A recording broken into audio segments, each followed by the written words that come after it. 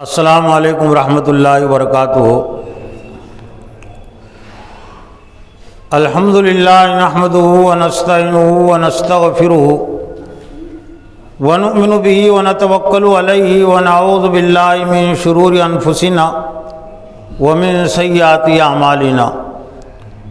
قال اللہ تعالی فی القرآن المجید والفرقان الحمید۔ فاعوذ باللہ من الشیطان الرجیم، بسم اللہ الرحمن الرحیم۔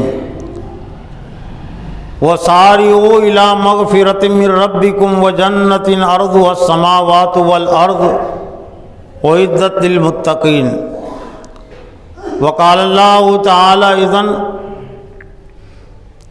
یا ایھا الذین آمنوا اتقوا اللہ حق تقاتہ ولا تموتن الا وانتم مسلمون۔ وقال اللہ تعالی اذن وجاہدوا فی اللہ حق جہادہ واجتباکم وما جعل علیکم فی الدین من حرج ملۃ ابیکم ابراہیم وسماکم المسلمین من قبل وفی ھذا لیکون الرسول شہیدا علیکم وتکونوا شہداء علی الناس۔ وقال اللہ تعالی اذن ومن یتق اللہ یجعل لہ مخرجا ویرزقہ من حیث لا یحتسب۔ صدق اللہ العظیم۔ وقال النبی صلی اللہ علیہ وسلم لو انکم تتوکلون علی اللہ حق توکلہ لرزقکم کما یرزق الطیر تغدو خماسا وتروح بطانا۔ وقال ایضا اتق اللہ حیث ما کنت۔ معزز و محترم دینی بھائیوں، بزرگوں، نوجوانوں، خواتین اور بہنوں، آج کے اس جمعہ کے خطبے میں جس عنوان اور موضوع کے تحت کچھ باتیں پیش کرنی ہیں، وہ عنوان اور موضوع ہماری اس دنیا کی زندگی سے بھی جڑا ہوا ہے،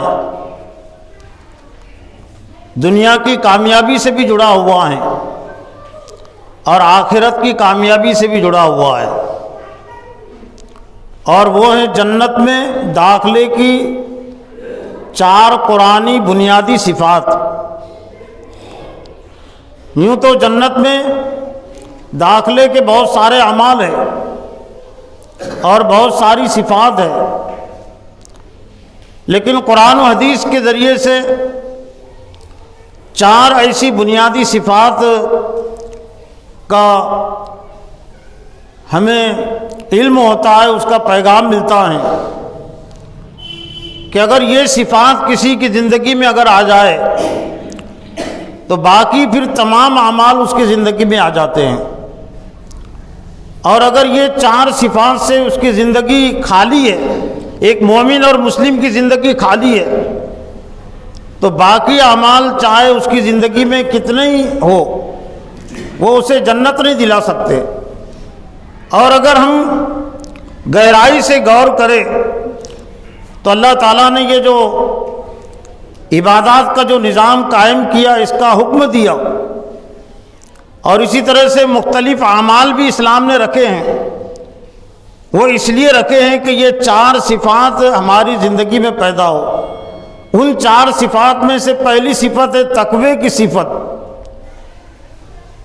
دوسری صفت ہے توکل علی اللہ پر بھروسہ رکھے، اور تیسری صفت ہے جہاد کی، جد و جہد کرے دین کے لیے،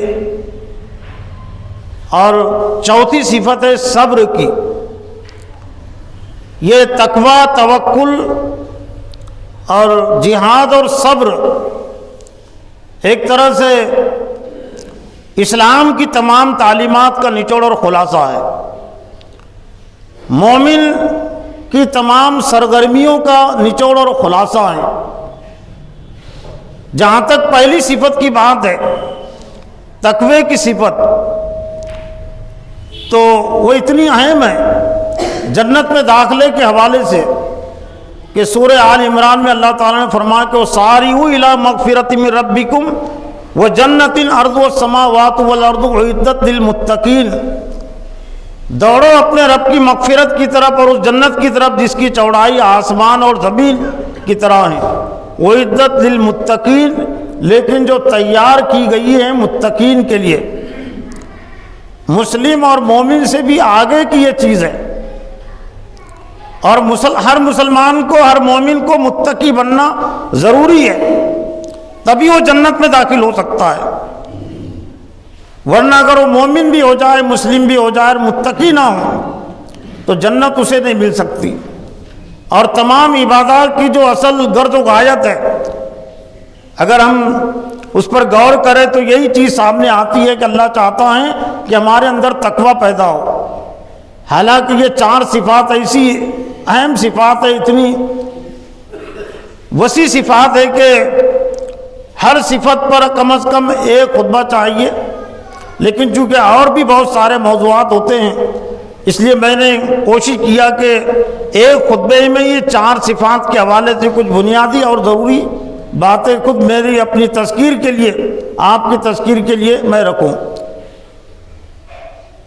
جہاں تک تقوی کی بات ہے تو خود قرآن مجید میں اللہ نے قربانیوں کے حوالے سے فرمایا کہ لن ینال اللہ لحومہا ولا دماؤہا ولکن ینالہ التقوی منکم. قربانی کے جانوروں کو نہ خون پہنچتا ہے نہ گوشت پہنچتا ہے، لیکن تمہارا تقوی پہنچتا ہے.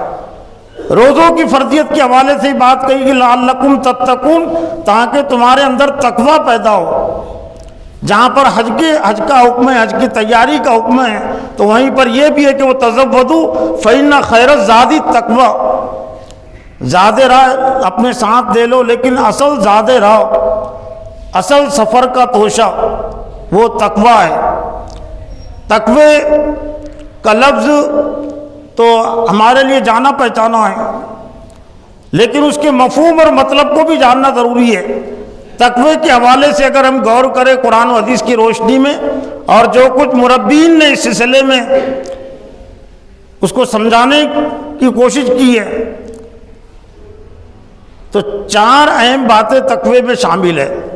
ایک، اللہ کی عظمت اس کے ہمارے دل کے اندر ہو، اللہ کی عظمت اور اس کی محبت ہمارے دل کے اندر پیدا ہو، اللہ کا ڈر و خوف ہمارے دل کے اندر پیدا ہو، اور اسی عظمت اور محبت کے جذبے کے تحت ہم اس کی اطاعت کریں. اسی عظمت اور محبت کے جذبے کے تحت اس کی تمام منع کردہ چیزوں سے ہم بچیں. تو گویا کہ سرسری طور سے اللہ سے ڈر جانا کافی نہیں ہے، ورنہ سرسری طور سے تو ایک انسان سانپ سے بھی ڈرتا ہے، اپنے دشمن سے بھی ڈرتا ہے، لیکن دشمن سے ڈرنے کے پیچھے، سانپ سے ڈرنے کے پیچھے وہ جذبہ نہیں ہوتا جو اللہ تعالیٰ چاہتا ہے تقوی کے ذریعے سے. اسی لیے اردو کے مترجمین نے متقین کا جو ترجمہ کیا، تقوی کا جو ترجمہ کیا، وہ قریب طور سے وہ چیز وہ ہمارے سامنے وہ ترجمہ پیش کرتا ہے، وہ الفاظ پرہیزگار، متقین. کچھ مترجمین نے ترجمہ کیا اللہ سے ڈرنے والے، یہ بھی صحیح ہے، لیکن پرہیزگار، متقین کے معنی، متقی کے معنی پرہیزگار، اور پرہیز کا مطلب یہ کہ اللہ کی نافرمانی سے پرہیز کرنے والا. پرہیزگار ہدی للمتقین، جو سورہ بقرہ کے پہلی آیت میں یہ کتاب متقین کے لیے، پرہیزگاروں کے لیے ہدایت ہے. لیکن ابھی تو امت مسلمہ میں یہی تعارف ہے کہ ایک ڈاکٹر ہوتا ہے، اس کے پاس مریض پہنچتا ہے، اور ڈاکٹر مریض کو دیکھ کر کچھ چیزوں سے پرہیز کرواتا ہے، میٹھے کھانے سے پرہیز کرواتا ہے، تیل سے پرہیز کرواتا ہے، نمک سے پرہیز کرواتا ہے، اور شکریہ کے ساتھ مریض ڈاکٹر کی ان پرہیز کردہ چیزوں کو تسلیم کر لیتا ہے. بہت سارے مسلمانوں کو بڑے کے جانور کے گوشت سے بھی پرہیز ہے، اور اس کا بھی لحاظ اور خیال عام تقریبات میں کیا جاتا ہے کہ پرہیزی آئیں گے تو بد پرہیزی نہ ہو جائے، اس لیے پرہیزی لوگوں کے لیے کھانے کا انتظام. لیکن افسوس کے ساتھ کہنا پڑتا ہے کہ ابھی امت مسلمہ میں اس کی تحریک نہیں چلی. کہ اللہ اور اس کے رسول نے بھی کچھ چیزوں سے پرہیز ہم کو کروایا ہے، اور جب تک کہ ہم ان چیزوں سے پرہیز نہیں کریں گے تو ہمارا ایمان سالم نہیں رہ سکتا، صحیح سالم نہیں رہ سکتا. ہم ایمانی لحاظ سے یا تو بیمار ہو جائیں گے یا مر جائیں گے. ڈاکٹر کی پرہیز کردہ چیزوں کے ساتھ اگر کوئی بد پرہیزی کرے گا تو زیادہ سے زیادہ ہو سکتا ہے اس کی بیماری بڑھ جائے، اور زیادہ کچھ اگر ہو سکتا ہے اس کی موت واقع ہو جائے، جسمانی موت. لیکن کوئی یہ نہیں کہہ سکتا کہ اس نے ڈاکٹر کے ساتھ بد پرہیزی کی تو وہ جنت سے محروم رہے گا اور وہ دوزخ میں چلا جائے گا. لیکن اللہ نے جن چیزوں سے پرہیز کرنے کے لیے کہا ہے، اگر ہم ان چیزوں سے پرہیز نہ کریں تو یہ چیزیں ہم کو جہنم میں لے جائیں گی، جو ہمیشہ ہمیشہ کی ناکامی ہے، اور جنت سے ہمیں محروم کریں گی. تو متقین کے حوالے سے کہ اللہ اور اس کے رسول کی منع کردہ چیزوں سے پرہیز کرنے والے اللہ کی عظمت اور اس کی محبت کے جذبے کے تحت، یہ تقوی کا ایک طرح سے سرسری تقاضا اور مفہوم ہے. اور پھر تقوی کی اہمیت کے لیے بات کافی ہے کہ قرآن مجید میں اللہ تعالیٰ نے فرمایا یا ایھا الذین آمنوا اتقوا اللہ حق تقاتہ. عام انسانوں سے خطاب نہیں، عام انسانوں سے جو خطاب ہوتا ہے اعبدوا ربکم، اے انسانوں بندگی اختیار کرو اپنے رب کی. لیکن ایمان والوں سے جو خطاب ہے اللہ تعالیٰ کا وہ زیادہ تر جگہوں پر یہی ہے کہ تم متقی بن جاؤ، تم پرہیزگار بن جاؤ. یا ایھا الذین آمنوا اتقوا اللہ حق تقاتہ، اے ایمان والو تقوی اختیار کرو جیسا کہ تقوی اختیار کرنے کا حق ہے. حق تقاتہ یعنی مطلب یہ کہ سرسری طور سے اور کبھی کبھار تقوی اختیار کر لینا یہ کافی نہیں ہے. حق تقاتہ جیسا کہ اس سے ڈرنے کا، جیسا کہ اس کی اطاعت کا حق ہے. اور حق تقاتہ میں یہ بھی مفہوم شامل ہے کہ اللہ کی محبت اتنی زیادہ ہو کہ اس محبت پر کسی اور کی محبت غالب نہ آنے پائے، نفس کی محبت غالب نہ آنے پائے، باپ کی محبت غالب نہ آنے پائے، اولاد کی محبت غالب نہ آنے پائے، خاندان کی محبت غالب نہ آنے پائے، حکومت کی محبت غالب آنے نہ پائے. اور یہ بھی تقوی کا لازمی تقاضا ہے کہ اللہ کے ڈر پر اپنی جان کا ڈر، مرنے کا ڈر غالب نہ آنے پائے، اور باپ کی سزا کا ڈر غالب نہ آنے نہ پائے، خاندان کی سزا کا ڈر غالب نہ آنے پائے. حکومت جو سزا دیتی ہے قانون کو توڑنے پر تو حکومت کا ڈر و خوف بھی غالب نہ آنے پائے، جیل کا ڈر غالب نہ آنے پائے. اللہ کی اطاعت اور فرما برداری کے سلسلے میں، اللہ کی نافرمانی سے بچنے کے سلسلے میں اسی کا نام شرک ہے کہ اللہ سے زیادہ ڈر اور کسی کا اگر ہو گیا تو گویا کہ شرک ہو گیا. اللہ سے محبت اور زیادہ کسی کی دل کے اندر آ گئی تو گویا کہ اس نے شرک کیا، ایمان اس کا رخصت ہوا. تو یا ایھا الذین آمنوا حق تقاتہ ولا تموتن الا وانتم مسلمون، اور مت مرو مگر مسلم اور فرما بردار ہو کر ہی، یعنی اسلام کی حالت میں تمہاری موت ہونی چاہیے. پھر تقوی، چونکہ تقوی اہم عمل ہے تو اللہ تعالیٰ نے اس کا انعام بھی بہت اہم رکھا ہے. یہ اسلام کی خصوصیت ہے کہ جتنے بڑے کام، جتنے بڑے احکام ہیں اور جتنے اہم احکام اور صفات ہیں، اگر کوئی مسلمان اگر ان پر عمل کرے تو اس دنیا میں بھی اللہ تعالیٰ اس کا بڑا انعام دیتا ہے. آخرت کا انعام تو اپنی جگہ پر ہے لیکن دنیا میں بھی اللہ تعالیٰ اس کو محروم نہیں رکھتا. سورہ طلاق میں اللہ نے فرمایا کہ وَمَن يَتَّقِ اللَّهَ يَجْعَلْ لَهُ مَخْرَجًا وَيَرْزُقْهُ مِنْ حَيْثُ لَا يَحْتَسِبُ، جو اللہ سے ڈرتا ہے یعنی تقوی اختیار کرتا ہے، يَجْعَلْ لَهُ مَخْرَجًا، تو اللہ تعالیٰ ہر تنگی میں سے نکلنے کا راستہ اس کو عطا کر دیتا ہے. کوئی مصیبت اور پریشانی اس کا دین کا راستہ نہیں روک سکتی، نہ آگ اس کا راستہ روک سکتی ہے، نہ جیل اس کا راستہ روک سکتی ہے، نہ بڑا پہاڑ اس کا راستہ روک سکتا ہے، نہ تلواریں اس کا راستہ روک سکتی ہے، نہ اور کوئی لشکر، نہ اور کوئی ایٹم بم اس کا راستہ روک سکتا ہے.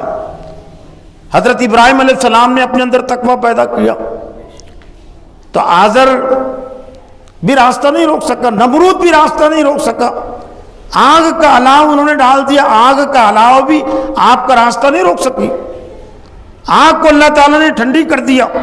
اور ایک لمبی تاریخ ہے انبیاء علیہ السلام کی، جنہوں نے تقوی کی روش اختیار کی، اور صرف انبیاء کی نہیں، انبیاء کے ماننے والوں کو بھی ایک لمبی تاریخ ہے کہ یجعل لہ مخرجا، ہم اس کے لیے تنگی سے نکلنے کا راستہ پیدا کر دیتے ہیں، وَيَرْزُقُ مِنْ حَيْثُ لَا يَحْتَسِبُ، اور ایسی جگہ سے اس کو رزق دیتے ہیں کہ اس کو وہم و گمان بھی نہیں ہوتا۔ یہاں رزق میں بھی صرف کھانا نہیں ہے، جو صلاحیت ہوتی ہے اسلام پر عمل کرنے کی، صلاحیت میں علمی صلاحیت بھی، جسمانی صلاحیت بھی، بولنے کی صلاحیت، دیکھنے کی صلاحیت، سوچنے سمجھنے کی صلاحیت، تمام چیزیں ایک مومن کا رزق ہوتی ہے۔ تو اللہ تعالیٰ گویا کہ اس کی صلاحیتوں میں اضافہ کرتا ہے، تام بھی اس کو ملتا ہے آزمائش کے بعد۔ لیکن اگر ایمان کا تقاضا ہے تو اللہ تعالیٰ پھر بھوک سے بھی آزماتا ہے۔ انبیاء علیہ السلام کا بھی امتحان لیا اور وہ بھی بھوک سے گزرے ہیں۔ اور دوسری جو اہم صفت ہے تقوی ہی کے حوالے سے، اور مومن کی زندگی میں وہ ضروری ہے، وہ ہے توکل، اللہ پر بھروسہ اور اعتماد۔ وَمَن يَتَوَكَّلْ عَلَى اللَّهِ فَهُوَ حَسْبُهُ، جو اللہ پر توکل بھروسہ کرتا ہے تو اللہ اس کے لیے کافی ہو جاتا ہے۔ اور یہ توکل کی صفت، اللہ پر بھروسے کی صفت اس لیے لازمی قرار دی گئی جنت میں داخلے کے لیے اور دوزخ سے بچنے کے لیے، کہ اللہ نے اس دنیا میں بطور آزمائش کے تقوی پر عمل کرنے کے سلسلے میں، اللہ کی محبت کے تقاضوں کو پورا کرنے کے لیے، اللہ کے ڈر اور خوف کے تقاضوں کو پورا کرنے کے لیے جو آزمائشیں رکھی ہے، اور ابلیس کو جو اس نے موقع اور ڈھیل دیا ہے آزمانے کے لیے، جاننے کے لیے، جانچنے کے لیے کہ کتنے کھرے کتنے کھوٹے ہیں۔ تو دینی زندگی گزارنے کے سلسلے میں جو رکاوٹیں کھڑی کرتا ہے ابلیس اور ابلیس کے پیروکار، دنیا دار اور دنیا کے چاہنے والے، اگر کوئی اللہ پر بھروسہ نہ کرے، اللہ پر اس کا توکل نہ ہو، تو ایک قدم بھی وہ آگے نہیں بڑھ سکتا، قدم قدم پر اس کا راستہ رک جائے گا۔ لیکن جو اللہ پر توکل اور بھروسہ کرے گا تو کوئی راستہ اس کا نہیں روک سکتا۔ اس لیے قرآن مجید میں جس طرح سے تقوی کی اہمیت ہے، وہیں پر توکل کی بھی اہمیت ہے۔ ان اللہ یحب المتوکلین، اللہ تعالیٰ محبت کرتا ہے توکل کرنے والوں سے۔ حضور صلی اللہ علیہ وسلم کو خطاب کر کے ایک مقام پہ کہا گیا کہ وہ شاورہم فی الامر، ان مومنین سے مشورہ کیجیے دین کے معاملات میں، کاموں کے سلسلے میں۔ فَإِذَا عَزَمْتَ فَتَوَكَّلْ عَلَى اللَّهِ، لیکن جب آپ مشورہ کر چکے تو کسی نتیجے پر آپ پہنچ گئے کہ یہ کام ہونا چاہیے اور ایسا ہونا چاہیے، فَإِذَا عَزَمْتَ فَتَوَكَّلْ عَلَى اللَّهِ، تو پھر اعتماد بھروسہ آپ کو اپنی ذات پر نہیں ہونا چاہیے، اہل ایمان پر نہیں ہونا چاہیے۔ فتوکل علی اللہ، اللہ پر اعتماد اور بھروسہ ہونا چاہیے۔ ان اللہ یحب المتوکلین، اور بے شک اللہ تعالیٰ محبت کرتا ہے بھروسہ کرنے والوں پر۔ وَعَلَىٰ، سورہ انفال کے شروع میں اللہ تعالیٰ نے سچے اور حقیقی مومنین کی جو صفات بیان فرمائی، ان میں سے کہ وَعَلَىٰ رَبِّهِمْ يَتَوَكَّلُونَ، وہ اپنے رب پر بھروسہ کرتے ہیں، ان کا اعتماد، ان کا بھروسہ اپنے رب پر ہوتا ہے۔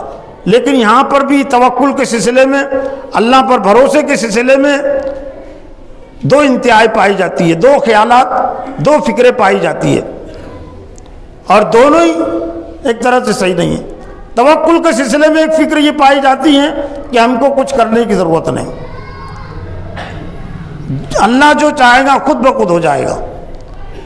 اور دوسری فکر یہ ہے کہ اصل اسباب ہی ہے، اصل چیزیں ہی ہیں، اسباب اور چیزیں ہمارے پاس جب تک نہیں ہوگی تب تک ہم کچھ نہیں کر سکتے۔ دونوں کے درمیان میں اسلامی توکل وہ یہ کہ اللہ تعالیٰ نے جو کچھ ہم کو صلاحیت دی ہے، جو توفیق دی ہے کرنے کی، وہ پوری صلاحیت کا ہم استعمال کریں اور پھر اللہ پر بھروسہ، اس صلاحیت کو اور اپنی کوششوں کو، اپنی تدبیروں کو سب کچھ نہ سمجھ لے، بلکہ اللہ پر بھروسہ کرے کہ اللہ اس میں نتیجہ پیدا کرے گا، اللہ اس میں کامیابی عطا کرے گا، ورنہ اگر اللہ نے کامیابی کا فیصلہ نہیں کیا، اللہ نہ چاہے، تو یہ میری کوشش سے کچھ بھی نہیں ہو سکتا، یہ میری کوشش دری کے دری رہ جائیں گی۔ ایک حدیث کے ذریعے سے سمجھ سکتے کہ توکل کہتے کس کو، توکل کے ذریعے سے اسلام کیا چاہتا ہے۔ حضور صلی اللہ علیہ وسلم نے فرمایا کہ لو انکم تتوکلون علی اللہ حق توکلہ لرزقکم کما یرزق الطیر تغدو خماسا وتروح بطانا۔ ترمذی اور ابن ماجہ کی یہ روایت ہے، مشکات شریف میں بھی ہے۔ ترجمہ ہے کہ اگر تم اللہ پر ایسا توکل اور بھروسہ کرو جیسا کہ اس پر توکل اور بھروسہ کرنے کہاں گئے، تھوڑا پنکھا چلا دیجیے۔ اگر تم اللہ پر ایسا توکل اور بھروسہ کرو جیسا کہ اس پر توکل اور بھروسہ کرنا چاہیے، لرزقکم کما یرزق الطیر، تو اللہ تعالیٰ تمہیں ایسے رزق دے گا جیسا کہ پرندوں کو رزق دیتا ہے۔ تغدو خماسا وتروح بطانا، پرندے صبح جب اٹھتے ہیں گھونسلوں سے تو خالی پیٹ ہوتے ہیں، اور جب شام میں لوٹتے ہیں تو ان کے پیٹ بھرے ہوئے ہوتے ہیں۔ بات کیا ہے اس میں؟ پرندوں کی مثال دی گئی، اور یہ مثال دی گئی حق توکلی میں کہ پرندے نکلتے اپنے گھونسلوں سے، ان کے گھونسلوں میں رزق ان کو نہیں ملتا، گھونسلوں سے نکلتے ہیں بھوکے پیٹ، اور جب واپس ہوتے ہیں تو پھر ان کے پیٹ بھرے ہوئے ہوتے ہیں۔ بلکہ پورے پنکھے چلا گرمی، ہاں دوسروں کو بھی گرمی ہو رہی ہوں گی، ہاں۔ تو تمامی پرندے نکلتے ہیں، اور نکلنے کے بعد پھر اللہ تعالیٰ ان کو رزق دیتے۔ گویا کہ کائنات میں، اس دنیا میں اللہ تعالیٰ نے ان کے لیے جو رزق رکھ دیا اس کو تلاش کرتے ہیں۔ گویا کہ مومنین کو بھی اللہ تعالیٰ نے جو صلاحیت دی ہے، جو طاقت اور قوت دی ہے، وہ طاقت اور قوت کو وہ استعمال کرے، لیکن اللہ پر بھروسہ کرتے ہوئے۔ ایک واقعے کے ذریعے سے سمجھ سکتے کہ توکل میں اور تدبیر میں کیا تعلق ہے۔ تدبیر ایک طرح سے توکل ہی کا ایک تقاضا اور حصہ ہے۔ ایک صحابی اللہ کے رسول کے پاس آئے اونٹ پر سوار ہو کر، اور انہوں نے کہا کہ اللہ کے رسول، میں اونٹ کو ایسے ہی چھوڑ کر اللہ پر بھروسہ کروں، یا میں اونٹ کو باندھ کر اللہ پر بھروسہ کروں؟ تو نبی صلی اللہ علیہ وسلم نے فرمایا کہ اونٹ کو باندھ دو اور پھر اللہ پر بھروسہ کرو۔ تو گویا کہ اب یہ توکل میں یہ بھی ہے کہ ہم کو جو کچھ اللہ نے صلاحیت دی ہے، طاقت اور قوت دی ہے، اس کا ہم استعمال کریں، لیکن سب کچھ اپنی صلاحیت اور طاقت اور قوت ہی کو نہ سمجھے، بلکہ اللہ پر بھروسہ کرے۔ نبی صلی اللہ علیہ وسلم کی زندگی سے بھی یہ توکل اور تدبیر کی ہم کو کئی مثالیں ملتی ہیں، لیکن دو مثال کے ذریعے سے ہم بخوبی سمجھ سکتے ہیں کہ توکل میں اور تدبیر میں کیا تعلق ہے۔ غارِ سور کا واقعہ مشہور و معروف ہے۔ ہجرت کا آپ نے سفر کیا تو آپ نے ایک تدبیر کے تحت کہ مشرکین مکہ آسانی کے ساتھ آپ کو نہ دیکھ سکے،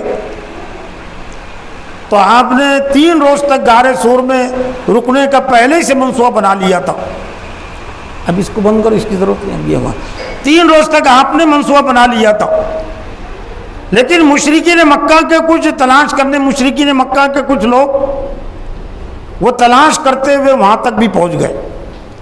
حضرت عمر صدیق رضی اللہ تعالیٰ عنہ ان کے قدم بھی نظر آنے لگے، اور حضرت عمر صدیق نے ذرا بے چینی کا اظہار کیا، اللہ کے رسول اب تو ہم کو دیکھ لیں گے، اس لیے کہ جس غار میں تھے اس کی چٹان کے اوپر ان کے پیر بھی ان کو نظر آ رہے تھے کہ انہوں نے اپنے قدموں کو بھی اگر دیکھ لیا تو ان کی نظر پڑ جائیں گی۔ تو اس موقع پر اللہ کے رسول صلی اللہ علیہ وسلم نے فرمایا تھا کہ لا تحزن ان اللہ معنا، غم نہ کرو، اللہ ہمارے ساتھ ہے۔ جو تدبیر آپ کر سکتے تھے آپ نے کی، لیکن بظاہر اگر ایسا محسوس ہو جائے کہ وہ تدبیر اب ناکام ہو گئی، تدبیر پوری نہیں ہو رہی ہے، تو اللہ ہی کی ذات پر اس کا بھروسہ ہو۔ تو اللہ کے رسول اس موقع سے فرماتا، اور قرآن مجید میں اللہ تعالیٰ نے اس واقعے کو پیش کیا کہ جنگ تبوک کے موقع پر اللہ تعالیٰ نے ایمان والوں کو خطاب کر کے کہا کہ اگر تم نے رسول کی مدد نہیں کی، اولین طور پر کمزور ایمان والے منافقین مقابل، تو اللہ ان کی مدد کر چکا ہے۔ اذ ہما فی الغار، جبکہ وہ جبکہ غار میں تھے اور دو ہی تھے۔ اذ یقول لصاحبہ لا تحزن ان اللہ معنا، جبکہ ان میں کا ایک ساتھی کہہ رہا تھا کہ غم نہ کرو، اللہ ہمارے ساتھ ہے۔ اور پھر حدیث میں اس کی وضاحت مزید آتی ہے کہ نبی صلی اللہ علیہ وسلم نے اس موقع سے فرمایا کہ ابو بکر کو، اے ابو بکر، تمہارا ان دو کے متعلق کیا خیال ہے جس کا تیسرا ساتھی اللہ ہو؟ ان دو ساتھیوں کے متعلق تمہارا کیا خیال ہے جس کا تیسرا ساتھی اور اللہ ہو؟ اب اللہ جب ساتھ میں ہے تو دنیا کے کون سے لشکر کے بس میں ہے، کون سی حکومت کے بس میں ہے کہ اس کا کچھ بال بیکا کر سکے؟ پھر اسی طرح کے ایک واقعہ، ایک سفر سے آپ آ رہے تھے، راستے میں آپ نے پڑاؤ کیا، ایک شخص طاق میں تھا کہ حملے کا اسے موقع ملے، اللہ کے رسول صلی اللہ علیہ وسلم بھی لیٹ گئے، صحابہ اکرام بھی، الگ الگ درختوں کے جنگ مستلق سے واپسی کا یہ واقعہ ہے۔ تھکے ہوئے تھے، اللہ کے رسول کی آنکھ لگ گئی، صحابہ اکرام کی آنکھیں لگ گئی۔ وہ جو ایک طاق میں تھا یہودی کہ مجھے موقع ملے اللہ کے رسول صلی اللہ علیہ وسلم کو قتل کرنے کا، تو اس نے اس موقع کو غنیمت جانا کہ اب اللہ کے رسول صلی اللہ علیہ وسلم سوئے ہوئے ہیں، تلوار بھی ان کے ہاتھ میں نہیں ہے بلکہ تلوار لٹکی ہوئی ہے درخت سے، تو ظاہر بات ہے تلوار لینے کے لیے تو وقت لگے گا کچھ نہ کچھ، اور پھر اٹھنے کے لیے بھی وقت لگے گا۔ تب اس کو تو یقین ہو گیا کہ میں نے جو منصوبہ بنایا تھا اللہ کے رسول پر قاتلانہ حملے کا، تب مجھ کو موقع مل گیا اور میں اس میں اب کامیاب ہو گیا۔ تو اس نے آ کر کہا کہ اے محمد، کھڑے ہو کر اس نے کہا، یہ الفاظ کہہ دینا ممبر پر کھڑے ہو کر سن لینا آسان ہے، لیکن منظر کو سامنے رکھیے۔ ایک شخص ہے جو کھڑا ہوا ہے سر کے قریب، اس کے ہاتھ میں ننگی تلوار ہے، اور ایک شخص ہے جو لیٹا ہوا نہیں، سویا ہوا ہے، اور اس آواز سے اس کی آنکھ کھلتی ہے کہ اے محمد بتا، تجھ کو مجھ سے کون بچائے گا؟ محمد بتا مجھ کو تجھ سے کون بچائے گا؟ اللہ کے رسول کی آنکھ کھلتی ہے اور آپ کہتے کہ اللہ مجھے بچائے گا، اور اللہ نے بچا لیا۔ جو تدبیر آپ کر سکتے تھے کہ تلوار آپ نے لٹکائی تاکہ کوئی دور سے دیکھنے والا یہ نہ سمجھے کہ ہم اتنے غافل ہیں، لیکن بظاہر اگر تدبیر کے خلاف بھی اگر کوئی صورت سامنے آ جائے تو ایک مومن کا توکل اور بھروسہ اللہ کی ذات پر ہوتا ہے، پھر اللہ کی مدد رہتی ہے شامل حال۔ اور اللہ کے آپ نبی تھے تو اس کے ہاتھ سے کچھ تلوار چھوٹ گئی، وہ اللہ کے رسول کی آواز میں کیا تاثیر رہی ہوگی تو ظاہر بات اس کو کیا معلوم۔ اور پھر اللہ کے رسول نے اپنے ہاتھ میں تلوار لی اور پھر اس سے پوچھا کہ آپ بتا تجھ کو کون بچائے گا مجھ سے؟ اس نے کہا کہ آپ ہی بچا سکتے ہیں، لیکن روایتوں میں یہ ہے کہ آپ نے احسان کیا، اس کو چھوڑ دیا۔ اور پھر کچھ روایتیں یہ بھی ہے کہ وہ اتنا متاثر ہوا کہ بعد میں اس نے اسلام قبول کر لیا۔ تقوی ہی کا ایک اہم تقاضا اور جنت کے داخلے ہی کا ایک اہم عمل جو اسلام چاہتا ہے اور تمام ایمان والوں سے وہ تقاضا کرتا ہے، وہ ہے جہد مسلسل، وجاہدوا فی اللہ حق جہادہ، اور اللہ کی راہ میں جہاد کرو جیسا کہ جہاد کرنے کا حق ہے۔ وَاجْتَبَاكُمْ، یہ سورہ حج کی آخری آیتیں ہیں کہ اللہ تعالیٰ نے تمہارا انتخاب کر لیا، تم کو چن لیا دینی جد و جہد کے ساتھ۔ قتال بھی ہے لیکن اس کے لیے الفاظ الگ ہے، جنگ بھی ہے اسلام میں، لیکن وہ اس کے لیے قتال کے الفاظ ہیں، اور اس کا ایک محدود مخصوص مرحلہ ہوتا ہے۔ ہر وقت جنگ فرض نہیں ہے، لیکن ہر وقت کے لیے جہاد فرض ہے۔ جب جنگ فرض ہوتی ہے تو پھر وہ جہاد میں، وہ قتال میں تبدیل ہو جاتا ہے، وہ جہاد پھر وہ جہاد جنگ میں تبدیل ہو جاتا ہے۔ لیکن جب تک اللہ کے رسول دور مکی میں تھے، اگرچہ قتال نہیں تھا، اگرچہ جنگ نہیں تھی، لیکن جہاد تھا۔ دور مکی کی آیات میں بھی جہاد کا لفظ ہے۔ سورہ عنکبوت دور مکی کی صورت ہے، اور جہاں پر ختم ہوتی ہے سورہ عنکبوت، والذین جاہدوا فینا لنہدینہم سبلنا وان اللہ لمع المحسنین۔ بہت سارے لوگوں نے صرف وہ جہاد کو جنگ سے جوڑ دیا، اور میرا اپنا احساس یہ ہے کہ انہوں نے جوڑ کر بہت اچھا کام نہیں کیا، اور اس لیے شاید جوڑ دیا گیا۔ تم کو معلوم ہے کہ کہ جنگ تو کبھی کبھار فرض ہوتی ہے، اور جب آپ اعلان ہے کہ ہم اس وقت جنگ کرنے کے مرحلے میں ہے ہی نہیں، اور نہ کوئی جماعت یہ کہہ سکتی ہے کہ جہاد جنگ فرض ہیں، اور نہ کوئی جماعت اور نہ کوئی مسلمان جنگ کرنے کے موقف میں ہیں، استطاعت میں ہیں، تو گویا کہ اب جہاد بھی نہیں ہے۔ تو ایسا لگتا ہے کہ جو انہوں نے جہاد کو جنگ کے ساتھ جوڑ دیا صحیح نہیں کیا۔ امت مسلمہ کا ایک بڑا طبقہ پھر دینی جدوجہد سے کٹ گیا، الگ ہو گیا۔ دنیا میں ایک بھی مسلمان اگر ہو تو اس پر جہاد فرض ہوتا ہے۔ انتھک کوشش کو کہتے جہاد، جان توڑ کوشش کو کہتے جہاد، زور آور کوشش کو کہتے جہاد۔ سورہ عنکبوت مکی صورت ہے، اور آپ اچھی طرح جانتے ہیں کہ مکے میں یہ جنگ فرض نہیں ہوئی تھی۔ پہلی جو جنگ ہوئی وہ ہجرت کے بعد ہوئی، جنگ بدر کی صورت میں، لیکن وہ عنکبوت جہاں پر ختم ہوتی ہے اللہ نے فرمایا کہ والذین جاہدوا فینا لنہدینہم سبلنا، جو ہماری راہ میں جہاد کرتے ہیں، جدوجہد کرتے ہیں، کوشش کرتے ہیں، ہم ان کے لیے راہیں کھولتے ہیں، ان کے لیے راستے کھولتے ہیں، اور بے شک اللہ تعالیٰ احسان کرنے والوں کے ساتھ ہے۔ سورہ فرقان بھی مکی صورت ہے، دور مکی میں نازل ہوئی، اور دور مکی میں جنگ نہیں تھی لیکن اس میں بھی جہاد کا تذکرہ ہے۔ وہ جاہدہم فلا تطع الکافرین وہ جاہدہم بھی جہادن کبیرہ۔ سورہ فرقان کی آیت نمبر 52 ہے کہ فلا تطع الکافرین، آپ کافروں کی اطاعت اور پیروی مت کریں، وہ جاہدہم بھی جہادن کبیرہ، اور ان سے آپ بڑا جہاد کیجئے۔ اور تمام مفسرین نے اس سے مراد لیا قرآن، یعنی قرآن کو لے کر ان سے بڑا جہاد کیجئے، قرآن ان کے سامنے پیش آپ کرے، جس میں شرک پر لعنت اور مذمت ہے، اور مشرکانہ جو زندگی ہے اس پر لعنت اور ملامت ہے، اور اللہ کے علاوہ جو دوسروں کی بڑائیاں ہیں ان بڑائیوں کا انکار قرآن مجید میں ہے۔ تو قرآن کو لے کر ان قرآن کو پیش کرنے کو وہ جاہدہم بھی جہادن کبیرہ، ان سے بڑا جہاد کرے۔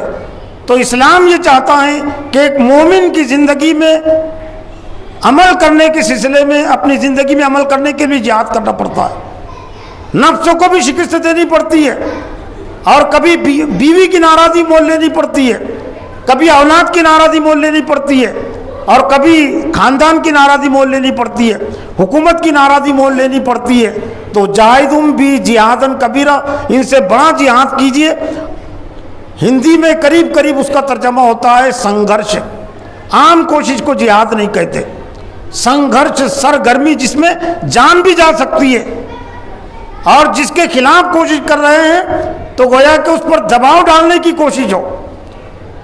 جیسا کہ سورہ لقمان بھی مکی صورت ہے، اور سورہ لقمان کے دوسرے رکوع میں اللہ تعالیٰ نے والدین کے ساتھ حسن سلوک کی تعلیم کی، لیکن وہاں پر بھی ایک جگہ پر جہاد کے الفاظ ہے، لیکن یہ بات کہی گئی کہ وَإِن جَاهَدَاكَ عَلَىٰ أَن تُشْرِكَ بِي مَا لَيْسَ لَكَ بِعِلْمٍ فَلَا تُطِعْهُمَا، اس سے پہلے کہ والدین کے ساتھ حسن سلوک کرو، لیکن وَإِن جَاهَدَاكَ، لیکن والدین اگر تم سے جہاد کرے تو کس طرح کا جہاد، یعنی والدین اگر دباؤ ڈالے، تم پر زور ڈالے کہ تم اسلام سے پھر جاؤ، تم ایمان سے پھر جاؤ، تو فلا تطیعہما، تو تم ان کی اطاعت اور پیروی مت کرو۔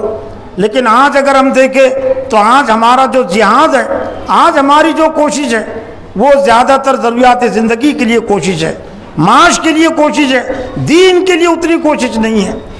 دین کے سفر کے لیے جو جدوجہد ہم کرتے ہیں، اگر اتنی جدوجہد اگر ہم دین اور ایمان کے لیے کریں تو یہ کفر اور شرک کا جو نظام ہے اور جو صدیوں سے چل رہا ہے تو اس کے دن گنتی کے ہو جائیں گے۔ اگر امت مسلمہ اگر یہ سرگرمی دکھائے، اللہ کے رسول صلی اللہ علیہ وسلم جب تک مکہ میں رہے تو ظاہر بات ہے کوئی جنگ نہیں ہوئی، لیکن مکہ میں اہل ایمان کی تعداد بڑھ رہی تھی اور اہل کفر و شرک کی تعداد کم ہو رہی تھی، اہل اسلام مضبوط ہو رہا تھا۔ تو ایسا نہیں ہے کہ صرف لڑنے سے اور پھر جنگ ہی سے اسلام قائم ہوتا ہے، اپنے موقع پر ثابت قدمی دکھانے سے اور اس کے لیے دین کی، اس کے لیے جان و مال کی قربانیاں دینا، اور بہت کم قربانیاں دینی پڑتی ہے۔ کم قربانیوں کے نتیجے میں اللہ تعالیٰ زیادہ نتائج پیدا کرتا ہے. جیسا کہ دور مکی کی 13 سالہ جو دور ہے، جو جہادی دور ہے، جنگ کا دور نہیں ہے لیکن جہاد کا دور ہے، تو ایک پہلو تو یہ سامنے آتا ہے کہ مسلمانوں کا تو خاتمہ ہو جانا چاہیے تھا. اللہ کے رسول بھی ہاتھ نہیں اٹھا رہے تھے، کسی ایمان والے کو ہاتھ اٹھانے کی اجازت نہیں تھی، بلکہ صبر کی تلقین تھی. حضرت خباب بن ارت نے 5 سال کے بعد شکایت کی تھی، اللہ کے رسول ناراض ہو گئے تھے. تو آپ نے کہا، اس وقت ان کو کہا تھا کہ تم سے پہلے ایسا بھی ہوا کہ ایک شخص کو لایا جاتا، گڑا کیا جاتا، اس پہ کھڑا کر کے اس پر کروٹ چلا دی جاتی، آرا چلا دیا جاتا، لیکن یہ چیز بھی اس کو اسلام سے نہیں روک سکی. لیکن صرف 3-4 شہادتیں ملتی ہے. آسان نہیں ہے. دینی جد و جہد کے ساتھ امت مسلمہ کا خاتمہ آسان نہیں ہے. اللہ پشت پر رہتا ہے، اللہ کی مدد و نصرت شامل حال ہوتی ہے. اس لیے تمام زیادہ تر انبیاء علیہ السلام نے بغیر ہاتھ اور ہتھیار کے اپنے مار کے سر کیے. 950 سال کا مار کا حضرت نوح علیہ السلام نے بغیر ہاتھ اور ہتھیار اٹھائے سر کیا ہے. حضرت لوط علیہ السلام، حضرت صالح علیہ السلام اور حضرت ہود علیہ السلام اور حضرت ابراہیم علیہ السلام نے بھی ہاتھ اور ہتھیار نہیں اٹھایا، لیکن ناکام کون ہوا؟ ناکام ان کے مخالفین ہوئے. تو اگرچہ ہم اس موقع پہ نہیں ہیں امت مسلمہ کہ ہم وہ جنگ کریں، لیکن جہاد اگر ہم کریں اپنی زندگی میں اسلام کو لانے کے لیے، مسلم معاشرے میں جہاد لانے کے، اسلام کو لانے کے لیے ہم جہاد کریں، انت تک کوشش کریں، عام انسانوں تک ہم اسلام کے پیغام کو پہنچانے کی ہم انت تک کوشش کریں، جہادی کوشش اگر ہم کریں، تو کوئی وجہ نہیں ہے کہ آج بھی اللہ تعالیٰ اسلام کو ہماری زندگیوں میں، ہمارے معاشرے میں اور اس ملک میں غالب نہ کرے. لیکن اس کے لیے ایک اہم صفت اللہ تعالیٰ نے ضروری قرار دی ہے، اور وہ ہے صبر کی صفت. جنت میں داخلے کی جو 4 بنیادی صفات ہیں، تقوی، توکل اور جہاد اور صبر. ان اللہ مع الصابرین، بے شک اللہ تعالیٰ صبر کرنے والوں کے ساتھ ہے. یا ایھا الذین آمنوا اصبروا وصابروا ورابطوا، جہاں پر سورہ آل عمران ختم ہوتی ہے کہ ایمان والو صبر کرو اور دوسروں کو بھی صبر کی تلقین کرو، اور دشمنوں کے مقابلے میں پامردی دکھاؤ، ثابت قدمی دکھاؤ. اور صبر کا ہتھیار ایسا ہتھیار ہے کہ جو ہر وقت کے لیے، اور صفات ایسی چیز کو کہتے ہیں کہ اس کا کوئی وقت متعین نہیں ہوتا. نماز کی ادائیگی کا وقت متعین ہے، روزے رکھنے کا وقت بھی متعین ہے، حج کرنے کا وقت بھی متعین ہے، اور زکوٰۃ کا وقت بھی متعین ہے. سال میں 1 مرتبہ زکوٰۃ فرض ہوتی ہے. لیکن یہ جو 4 صفات ہیں جو جنت میں داخلے کے لیے اللہ نے ضروری قرار دی ہے، یہ دائمی صفات ہے، 24 گھنٹے کی صفات ہے، دن اور رات کے 24 گھنٹے کی. یعنی گویا کہ ہر لمحہ ایک مومن کے اندر تقوی کی صفت بھی ہونی چاہیے، توکل کی صفت بھی ہونی چاہیے، اور جہاد کی صفت بھی ہونی چاہیے، اور صبر کی صفت بھی ہونی چاہیے. اور جب بھی یہ صفت اس کی زندگی سے نکلے گی تو اس کی زندگی میں پھر اسلام رہ نہیں سکتا، اسلام اس کی زندگی میں آ نہیں سکتا. صبر کا مفہوم اور مطلب جو قرآن مجید کے ذریعے سے واضح ہوتا ہے، ہمارے سامنے آتا ہے، تو 2 اہم لفظ اردو کے اس کے قریب قریب ترجمانی کرتے ہیں.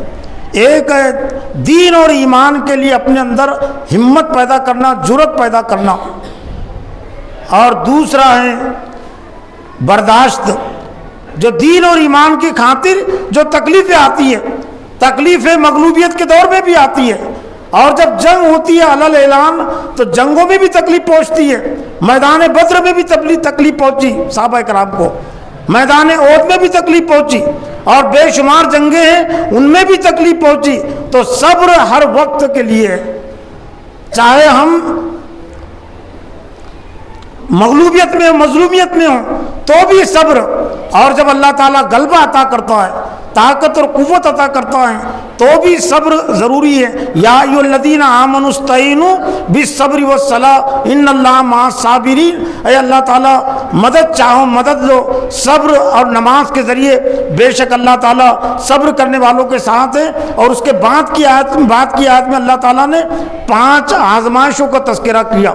وَلَنَبْلُوَنَّكُمْ بِشَيْءٍ مِّنَ الْخَوْفِ وَالْجُوعِ وَنَقْصٍ مِّنَ الْأَمْوَالِ وَالْأَنفُسِ وَالثَّمَرَاتِ وَبَشِّرِ الصَّابِرِينَ.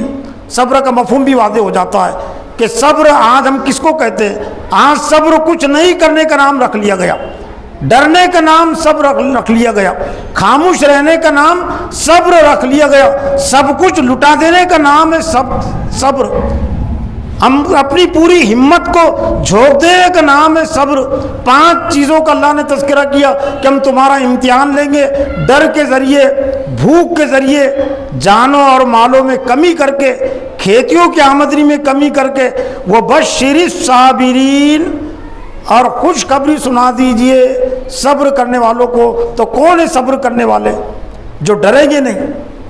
باطل حکومتیں ان کو ڈرائیں گی لیکن وہ ڈریں گے نہیں، ان کو فقر فاقے میں مبتلا کریں گے لیکن وہ بھوک سے نہیں ڈریں گے. اور ان کے کچھ افراد شہید ہو جائیں گے. جانوں میں کمی کر کے آزمانے کا مطلب یہی ہے نا کہ اگر 2 بھائی ہے تو ایک بھائی شہید ہو جائے گا. اگر آبادی 20 کروڑ کی ہے تو 1 لاکھ کی آبادی اس میں سے کم ہو جائیں گی. اور جان میں کمی کر کے آزمانے میں یہ بھی شامل ہے کہ اگر تمہاری 2 آنکھیں ہیں تو 1 آنکھ اللہ کے راہ میں شہید ہو جائیں گی. یہ بھی جان میں کمی کر کے آزمانے کی بات ہے نا. اگر تمہارے 2 ہاتھ ہیں تو 1 ہاتھ شہید ہو جائے گا. اگر تمہارے 2 پیر ہیں تو 1 پیر شہید ہو جائے گا. اور ہوا ایسا. خود اللہ کے رسول کے جو 32 دانت تھے، 32 دانتوں میں سے 2 دانت شہید ہو گئے تھے جنگی عہد میں. تو جانوں میں کمی کر کے آزمانے کا مطلب یہ بھی ہے کہ ہمارا جو کامل جسم ہے، ہمارا جو مکمل جسم ہے، ایسے حالات بھی آ سکتے ہیں کہ وہ جسم کا ایک عضو کٹ جائے اللہ کی راہ میں. لیکن جو اہم بات ہے وہ بشر الصابرین. خوشخبری سنا دیجئے.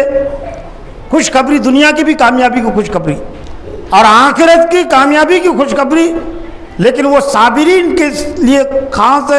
اور کہیں پر یحب الصابرین، اللہ تعالیٰ محبت کرتا ہے صبر کرنے والوں سے. تو محترم حضرات، ضرورت اس بات کی ہے کہ یہ جو 4 اہم اور بنیادی صفات جو اللہ تعالیٰ نے جنت میں داخلے کے لیے ضروری قرار دی ہے، دوزخ سے بچنے کے لیے ضروری قرار دی ہے، تو مزید ان صفات کی روشنی میں ہم اپنی زندگی کا جائزہ لیں اور یہ دیکھیں کہ تقوی کی صفت میرے اندر کتنی ہے، توکل کی صفت کتنی ہے، یہ جہاد کی صفت کتنی ہے، اور صبر کی صفت کتنی ہے. اگر ہے بہت حد تک تو اس پر اللہ کا شکر بجا لائے، اور اگر نہیں ہے تو یہ صفات کو ہم اپنے اندر پیدا کرنے کی کوشش کریں. وآخر دعوانا ان الحمد للہ رب العالمین.